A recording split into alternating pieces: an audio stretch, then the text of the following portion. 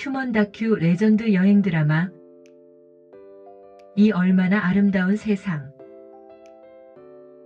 걸어서 저 하늘까지. 제이부 흐르는 강물처럼. 나 홀로 라오스 여행 70일째 날 세상에 없는 행복을 찾아서 이 두 번째 단락.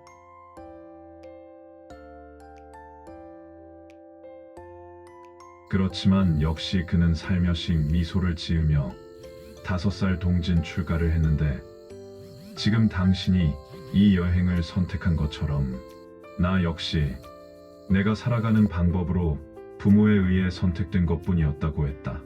다시 나는 그럼 승려가 되고 나서 한 번도 후회를 한 적이 없냐? 그 말꼬리를 붙잡고 늘어졌다.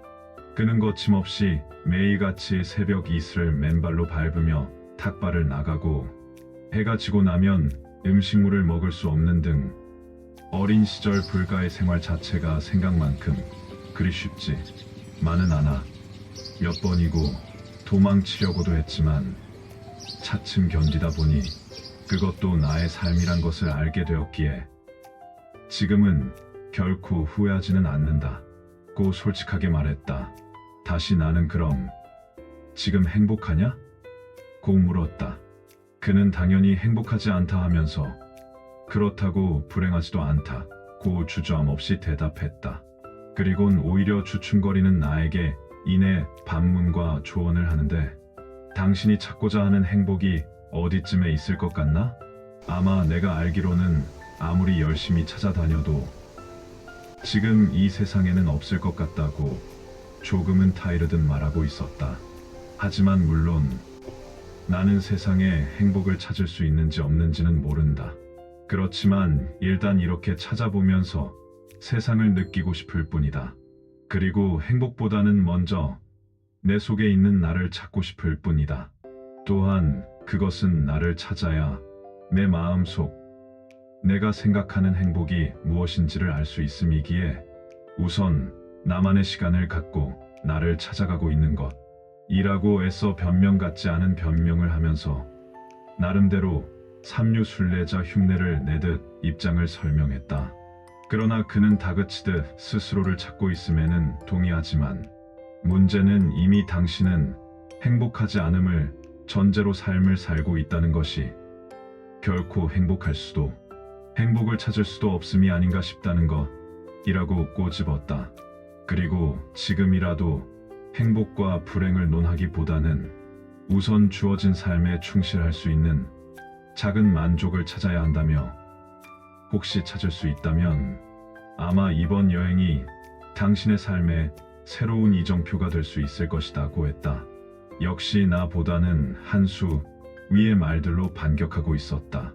비로소 나는 머리를 쇠망치로 한 대 얻어맞은 듯 눈앞이 깜깜해지는 것을 억지로 감추며 비장의 한마디를 꺼내어 그런 당신은 지금 무엇을 찾으려 승려의 길을 가고 있느냐? 고 물었다. 그는 서슴없이 글쎄 나도 모른다. 그저 아무것도 없음을 찾고 있다면 당신이 이해할 수 있을지 모르겠는데 분명 나는 세상에 왜 내 것이 아무것도 없는가를 애써 찾고 있다. 고 했다. 나는 다시 그럼 아무것도 없는 것을 찾기 위해 당신은 무엇을 어떻게 하고 있는 것이냐? 고 물었다.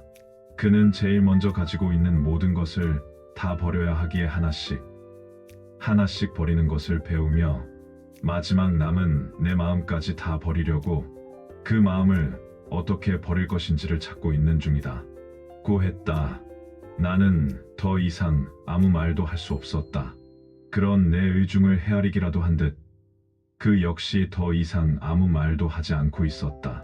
다시 침묵이 흐르며 서로가 알 수 없는 생각 속에 잠긴 채 그저 앞서거니 뒤서거니 하며 길을 걷고만 있었다.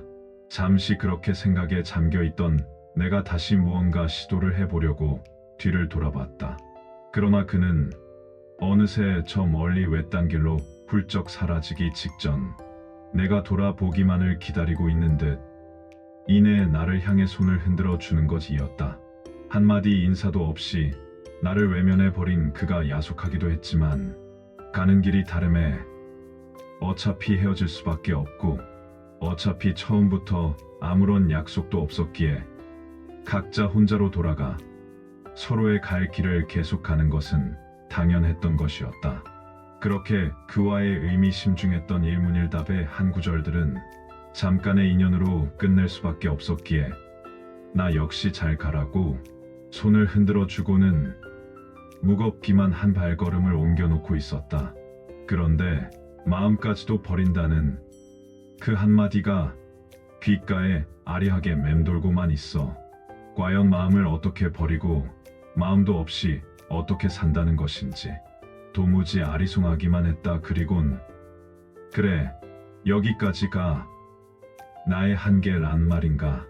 다만 그를 보낸 자리에 벌써 오래전 입적하신 성철 큰 스님께서 생전에 말씀하신 한마디, 산은 산, 물은 물이다 가 들어와 앉아서 나를 내려다보고 계심에 놀라지 않을 수 없었다. 그리고 난 참 새삼 기괴한 여행을 하고 있는 것이 아닌가 생각에 잠기며 발걸음을 옮기고 있었다.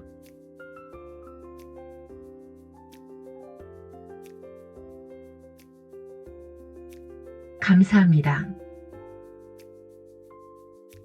다음 편에서 계속됩니다.